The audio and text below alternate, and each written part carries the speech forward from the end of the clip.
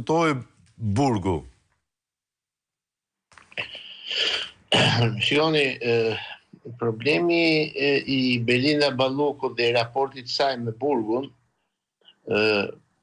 pritej sepse unë po të flas për një nga të arrestuarit përpara Belindës. Po ta shikosh nga pikpamja, nga një shikimi thjesht.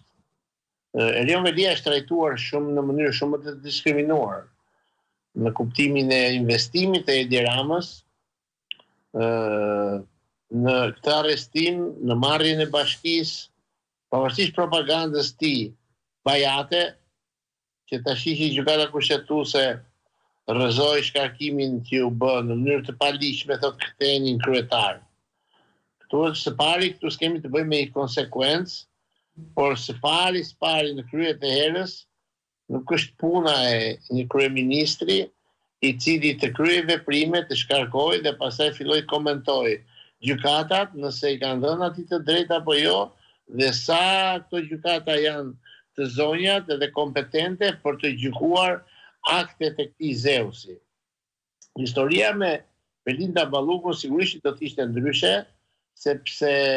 në fakt ajo Velia ka qenë më larg kryeministrit, referuar dhe autonomisë pushtetit lokal, dhe ndërsa me zonjën Balluku, këta janë dy siamez, po janë vlla e motër siamez, në drejtim financave shqiptare, dhe ju po ta shikoni që në fillim zonja Balluku u thirrë, u more pandehur për një dispozit qesharake, e cila vazhdon të jetë sot, si që është e shkelis barazis në tendera publik, që dispozit e cila vetëm që s'ka lidhje me zonjën Balluku, por ka të bëjë me komisionet e verifikimit të ofertave, pra komisione që krijohen për vlerësuar ofertat për shpallë fituesit. Komisionet të cilat për hir të së vërtetës janë në 3D nga kuptimi i vendimarrjes, por që nominalisht ata përgjigjen për këtë punë. Ndërhyrja që ka bërë zonja Balluku, siç dalin nga përgjimet që kemi parë në media, ndërhyrjet arbitrare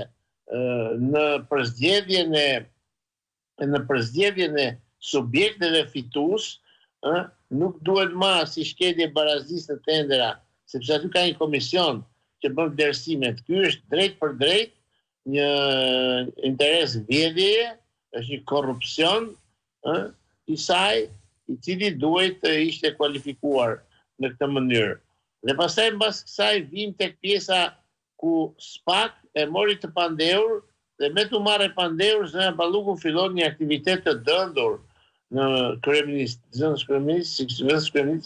dhe si ministre e linjës, filloi të emëronte drejtor, filloi të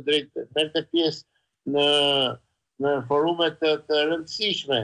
Filloi së fundi në fillimin e shirave të drejtonte edhe shtabet e emergjencës. Për të krijuar idenë që këtu nuk ka asgjë, unë jam në detyrë etj. Historia pastaj erdhi, sepse këtu është edhe kyçi i gjithë problemit, që zoti Rama është drejtuar, pra është gjykuar atje që Belinda nuk ka kohë të pres rrugën e ankinimit të zakonshëm nga GKKO në apel dhe pastaj në gjykatën e lartë, sepse sigurisht ato masa ekzekutohen dhe është kërkuar urgjentisht e zgjetur një vegjë kushtetuese që mirë, po këtë nuk e bën dot Bela e bën atë me gjykim incidental, por ajo ka dashur nga kryeministri, as nga 1/5 e deputetëve, sepse është në 134 Flavio i Kushtetutës, që ka të njëjtin imunitet ministri. Po, një rreth të caktuar subjektesh, ku është presidenti, kryeministri, 1/5 e deputetëve, kontrolli i lartë i shtetit, edhe me radhë subjektet të cilat mund të vënë në lëvizje gjykatën kushtetuese. Dhe kryeministri sigurisht ja ka plotësuar këtë